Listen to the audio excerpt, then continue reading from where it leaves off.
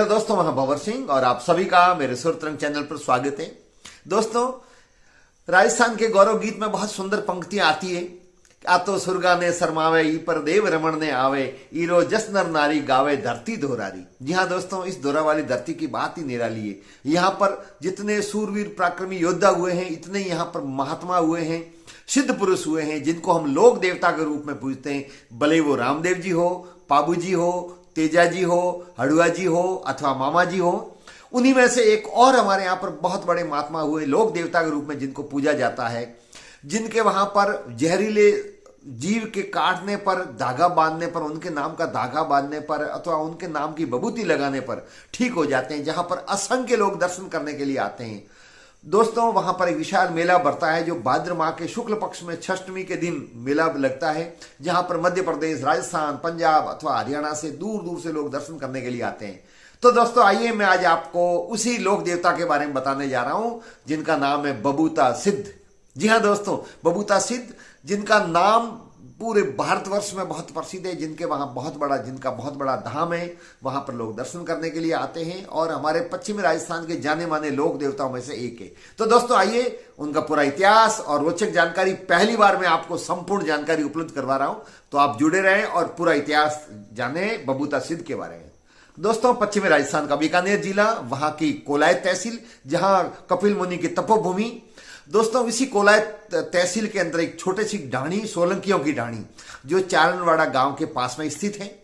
वहां पर सोलंकियों की ढाणी में निहाल सिंह सोलंकी रहते थे। उनका इकलौते पुत्र थे गोविंद सिंह, जिनकी उम्र लगभग 50 साल के आसपास हो गई थी, लेकिन उनके कोई संतान नहीं थी। निहाल सिंह जी बहुत ही धार्मिक प्रवृत्ति के व्यक्ति थे, जो भगवान श्री कृष्ण के दर्शन करने के लिए प्रतिवर्ष द्वारिका जाया करते थे और वहां जाके दर्शन करते थे और भगवान से एक ही कामना करते थे कि हे प्रभु, मैं तेरे यहां पर प्रतिवर्ष दर्शन करने के लिए आता हूं, लेकिन मेरे पुत्र नहीं, अर्थात मेरे पुत्र गोविंद सिंह के कोई संतान नहीं है। बस मेरी इतनी तमन्ना है, मेरी इतनी ही इच्छा है कि मेरे पुत्र का जन्म हो जाए, मेरा वंश आगे बढ़े। दोस्तों, आज से करीबन 167 साल पहले, हमेशा की तरह, निहाल सिंह जी जब भगवान श्री कृष्ण के दर्शन करने के लिए वहां द्वारिका जाते हैं, भगवान श्री कृष्ण के दर्शन करके हमेशा की तरह अपने वंश को आगे बढ़ाने के लिए, अपने पुत्र के जन्म के लिए कामना करते हैं और उसके बाद में वापस सीढ़ियों पर आकर के बैठ जाते हैं। तो कहते हैं वहां पर एक महात्मा जी मिलते हैं, जिनका नाम था निरंजन बाबा। वो मिलते हैं और अपना परिचय वो उनसे पूछते हैं। निहाल सिंह अपना परिचय देते हैं और अपनी व्यथा है, जो मन की पीड़ा है, वो उनको बताते हैं। निरंजन बाबा उनको कहते हैं कि भक्त तथास्तु, मैं तेरे वहां पर आऊंगा और तेरी सब मनोकामना पूर्ण होगी। दोस्तों, कुछ महीने के बाद में अपने वचन के अनुसार निरंजन बाबा इस मरुभूमि पर आते हैं। सावन का महीना, रिमझिम बारिश हो रही है, हरी भरी घास से आच्छादित है मरुभूमि, बहुत ही मनोहारी और सुहावनी लगती है। वो यहाँ आकर के और गोविंद सिंह के घर पर जाते हैं, वहां अलग जगाते हैं भिक्षा के लिए। लेकिन उस समय गोविंद सिंह जी की धर्म पत्नी गाय का दूध निकाल रही होती थी और उस महात्मा को कुछ बुरा भला कहकर के वहां से भगा देती है। वो महात्मा वहां से जाने लगते हैं। इतने में निहाल सिंह जी की नजर उस महात्मा पर पड़ती है। गोविंद सिंह जी भी उस समय घर पर थे, तो दोनों ही बाप बेटे जाते हैं पीछे और जाकर के महात्मा जी को मनाते हैं, क्षमा याचना करते हैं, अपने घर लाते हैं। निरंजन बाबा यहीं पर कुटिया बना देते हैं, जो आप देख रहे हैं, काली नाड़ी, और इस काली नाड़ी पर वहां पर कुटिया बनाते हैं। निहाल सिंह जी, गोविंद सिंह जी वहां पर जाते हैं, हमेशा निरंजन बाबा की सेवा करते हैं। उनकी सेवा से प्रसन्न होकर के और निरंजन बाबा कहते हैं कि भक्त मांग, तुझे क्या चाहिए? तो गोविंद सिंह कहते हैं कि प्रभु, बाकी तो मेरे पास में सब कुछ है, धन धान की कोई कमी नहीं है, लेकिन मेरे संतान नहीं है, लोग मेरा शुक्र नहीं देखते, मेरा वंश कैसे आगे बढ़ेगा? मैं चाहता हूं मेरे घर पर आपकी कृपा से पुत्र की प्राप्ति हो जाए। निरंजन बाबा आशीर्वाद देते हैं और उसी समय बबूती देते हैं कि ले ये बबूती, और बबूती ले जा और जाकर के और पानी में मिला करके और भगवान का नाम लेकर के अपनी पति को पिला लेना। निरंजन बाबा बबूती देते हुए आशीर्वाद देते हैं और कहते हैं कि पुत्र होगा, उसका नाम रख देना बबूत। जी हाँ दोस्तों, महात्मा जी के कथनानुसार वो बबूती जाकर के अपनी पत्नी को पिला देते हैं, भगवान का स्मरण करते हैं। दोस्तों, विक्रम संवत 1911 को निरंजन बाबा के आशीर्वाद से गोविंद सिंह जी के घर पर पुत्र का जन्म होता है। चूंकि बबूती भी दी थी तो नाम रखा जाता है बबूत सिंह। उसके बाद में उनके और पुत्र होता है जिसका नाम रखा जाता है शेर सिंह। तीसरा पुत्र होता है, उनका नाम नाहर सिंह, और चौथी कन्या का जन्म होता है जिसका नाम श्रृंगारी कुंवर नाम रखा जाता है। ये 4 संतान होती है। लेकिन महात्मा जी ने जब ये बबूती दी थी उस समय उनको कहा था कि जो पहला पुत्र होगा वो तू मेरी शरणों में उसको भेजेगा, वो मेरे यहां पर रहेगा। तो उस समय निहाल सिंह जी ने और गोविंद सिंह जी ने, बाप बेटे ने, दोनों ने कहा था कि प्रभु बिल्कुल, यदि मेरे पहला पुत्र होगा तो आपने जो कहा है मैं आपकी आज्ञा का पालन करूंगा और मेरे पुत्र को मैं आपको सुपुर्द करूंगा। तो समय के साथ में बबूत सिंह बड़े होने लग गए। घर पर बहुत बड़ी रेवड़ थी जहां भेड़ और बकरियां थी। लेकिन जो वचन दिया था, जो महात्मा जी को कहा था कि मैं आपको मेरी संतान आपके कथनानुसार सुपुर्द करूंगा बबूत सिंह को, लेकिन वो उनको अभी तक सुपुर्द नहीं की। महात्मा जी ने कहा कि मैं देना भी जानता हूं तो लेना भी जानता हूं, लेकिन उस बात पर भी उन्होंने गौर नहीं किया। उधर दोस्तों अकाल पड़ा और बबूत सिंह भी 17 साल के हो गए थे। ये विक्रम संवत 1928 की बात है।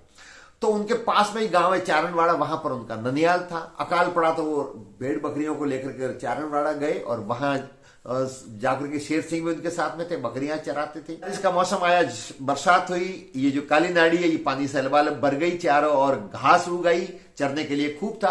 आपको टीला नजर आ रहा था, दोरा, यहीं पर वो रात्रि विश्राम इन्होंने किया। और जब रात्रि विश्राम किया उस समय यहाँ पर पश्चिमी राजस्थान में आज भी बहुत आतंक है। तो उस जमाने के अंदर एक सांप था जिसका बहुत आतंक था, जिसको बोलते हैं पीवड़ा सांप, जो रात में आता है, व्यक्ति की छाती पर बैठता है, फन फैला करके और सांस को खींचता है।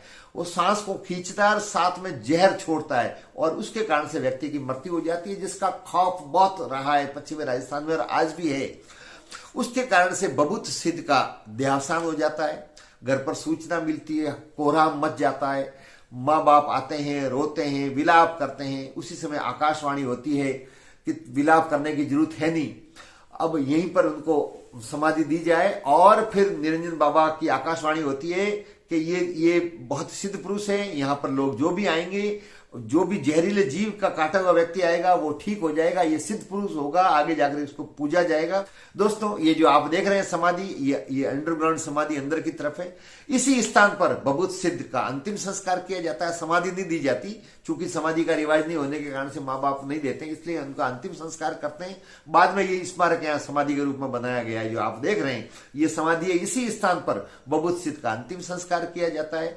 कालांतर में दोस्तों बबूत सिद्ध ने बहुत पर्चे दिए, बहुत चमत्कार दिए। जो भी लोग वहां पर सर्प का डसा हुआ आता है अथवा बिच्छू किसी को काट लेता है तो यहाँ आकर के धागा बांधते हैं, बबूती लगाते हैं, ठीक हो जाते हैं। देखते ही देखते ये स्थान बहुत लोकप्रिय हो गया, बहुत प्रसिद्ध हो गए, लोक देवता के रूप में पूजे जाने लगे।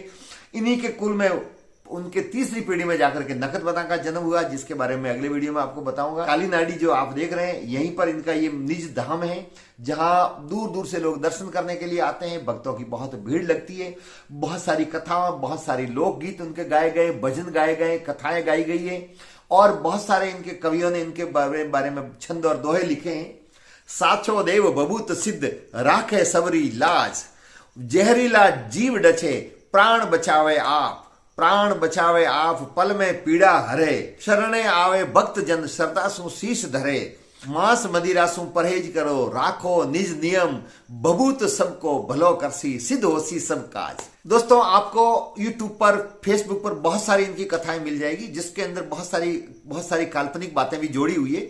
लेकिन ये जो कथा मैंने जो बताई है वो उनके जो पर पोत्र हैं वही वहां पूजा करते हैं, उनके ही परिवार वाले बारी बारी से पूजा करते हैं। उनके द्वारा जो बताई गई बात है उसको आधार बनाते हुए मैंने आपको ये पूरी कथा सुनाई। तो दोस्तों हमारे लोक देवता बबूत सिद्ध के बारे में आपको ये कथा कैसी लगी? आप वीडियो को लाइक करें, शेयर करें, कमेंट्स जरूर करें और यदि चैनल को अब तक सब्सक्राइब नहीं किया है तो चैनल को सब्सक्राइब करें। अगले वीडियो में नकद बना के बारे में आपको बताऊंगा। तब तक आप सबका बहुत बहुत धन्यवाद। जय हिंद।